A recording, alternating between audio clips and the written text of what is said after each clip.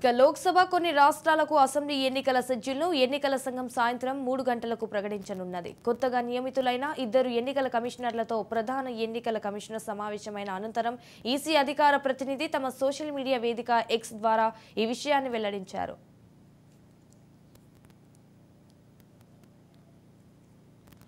2019లో ఎన్నికల షెడ్యూల్ను మార్చి 10న ఈసీ ప్రకటించింది. అన్ని రాష్ట్రాలలో ఎన్నికల సన్నద్ధతపై ఈసీ ఇప్పటికే తన సమీక్షను పూర్తి చేసింది. ఈ వారంలో జమ్మూ కాశ్మీర్లో పర్యటించి ఎన్నికల సన్నద్ధతను సిఈసి రాజీవ్ కుమార్ సమీక్షించడంతో ఎన్నికల సంఘం దేశవ్యాప్త సమీక్ష పూర్తయినట్లయింది.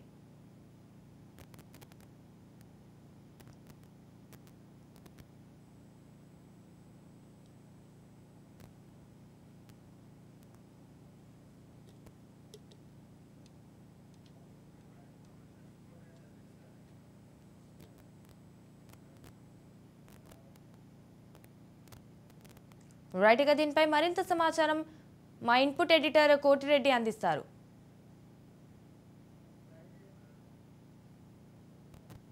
దేశవ్యాప్తంగా ఎదురు చూస్తున్న ఎన్నికలకు షెడ్యూల్ ఖరారవుతోంది. ఎన్నికల కమిషన్ శనివారం మధ్యాహ్నం 3 గంటలకు ఇందుకు సంబంధించినటువంటి షెడ్యూల్ ప్రకటిస్తామని ఎక్స్ వేదికగా ప్రకటించారు. గత కొన్ని రోజులుగా నేడో రేపు ఎన్నికల షెడ్యూల్ వెలువడుతుంది అని రాజకీయ పార్టీల నుంచి సామాన్య ప్రజల వరకు కూడా ఉత్కంఠగా ఎదురు చూస్తున్నటువంటి ఈ సందర్భం రానే వచ్చేసింది. ఒకవైపు అన్ని రాజకీయ పార్టీలు అభ్యర్థులను ఎంపిక చేసే కసరత్తులో మునిగి తేలుతూ ఉంటే ఎన్నికల షెడ్యూల్కి సంబంధించినటువంటి వివరాలు కూడా రేపు మధ్యాహ్నం వెలువడే అవకాశం ఉన్నందున పార్టీలన్నీ కూడా ఆ కసరత్తులో మునిగి తేలుతున్నాయి. ఎలక్షన్ కమిషన్లో ఉన్నటువంటి 2 ఎలక్షన్ కమిషనర్లు ఒకరు పదవీ విరమణ చేయగా మరొకరు రాజీనామా చేయడంతో షెడ్యూల్ వెలువడడానికి జాప్యం జరుగుతుందనేటువంటి అభిప్రాయం ఏర్పడిన నేపథ్యంలో హైపవర్ కమిటీ హుటాహుటిన 2 సభ్యులను ఎంపిక చేయడం, రాష్ట్రపతి ముర్ము ఆమోద ముద్ర వేయడంతో వారు ఈరోజు బాధ్యతలు తీసుకున్నారు. వెంటనే కమిటీ సమావేశమై శనివారం మధ్యాహ్నం 3 గంటలకు షెడ్యూల్ విడుదల చేస్తామని ప్రకటించారు. ఎలక్షన్ కమిషన్ డేటా ప్రకారం జూన్ 16 తోటి లోక్సభ కాలం ముగుస్తోంది. గతంలో 2019లో జరిగిన ఎన్నికలకు ఎన్నికల షెడ్యూల్ మార్చి 10వ తేదీన వెలువడింది. ఇప్పుడు జరుగుతున్నటువంటి ఎన్నికలకు 6 రోజుల జాప్యంతో మార్చి 16న వెలువడుతోంది. అప్పుడు ఏప్రిల్ 11వ తేదీ నుంచి మే 19వ తేదీ వరకు మొత్తం 7 దశల్లో ఎన్నికలు నిర్వహించారు. అలాగే మే 23వ తేదీన ఎన్నికల ఫలితాలు వెలువడ్డాయి. ఇప్పుడు కూడా దాదాపు 7 నుంచి 8 దశల్లో ఎన్నికలు నిర్వహించేందుకు ఎన్నికల సంఘం కసరత్తు చేస్తోందని సమాచారం. ఇక లోక్సభ ఎన్నికలతో పాటు ఆంధ్రప్రదేశ్, అరుణాచల్ ప్రదేశ్, సిక్కిం, ఒడిశా రాష్ట్రాల అసెంబ్లీ ఎన్నికలు కూడా జరగనున్నాయి. ఎలక్షన్ కమిషన్ డేటా ప్రకారం ఆంధ్రప్రదేశ్కు సంబంధించినటువంటి అసెంబ్లీ గడువు కూడా జూన్ 16 తోటి ముగుస్తుండగా ఇక ఒడిశాకు సంబంధించి జూన్ 24 వరకు గడువు ఉంది. అలాగే అరుణాచల్ ప్రదేశ్, సిక్కింలు జూన్ 2 తోటి అసెంబ్లీల గడువు ముగుస్తోంది.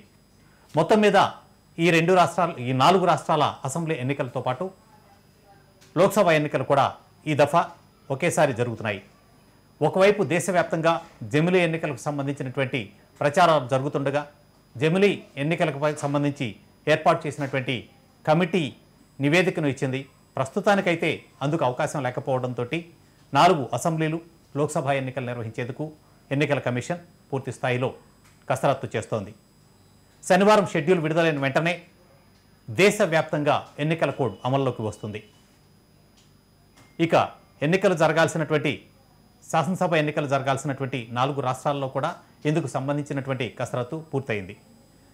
దేశంలోని వివిధ రాష్ట్రాల్లో ఎలక్షన్ కమిషన్లతో పాటు అధికార యంత్రాంగంతో కూడా ఎలక్షన్ కమిషన్ అధికారులు ఇటీవల కొద్ది రోజులుగా సమావేశాలు నిర్వహించారు. ప్రస్తుతం ఈ అసెంబ్లీతో పాటు జమ్మూ కాశ్మీర్ ఎన్నికలకు సంబంధించినటువంటి సమాచారం ఉంటుందా లేదా అనేది మాత్రం ఇంకా సస్పెన్స్గానే మిగిలింది. రేపు షెడ్యూల్తో పాటు కానీ దానికి సంబంధించినటువంటి సమాచారం మనకు తెలిసేటువంటి అవకాశం లేదు.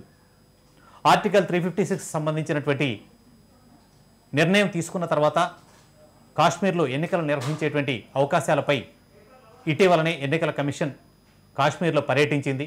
దానికి సంబంధించి అక్కడ ప్రజలు, అధికార యంత్రాంగానికి సంబంధించినటువంటి అభిప్రాయాలు కూడా సేకరించింది. దానికి సంబంధించిన నిర్ణయం మాత్రమే ఇంకా వెలువడాల్సి ఉంది. ఇంకా దానికి సంబంధించి ఎలాంటి స్పష్టత అయితే ఇప్పటికీ ఇవ్వలేదు.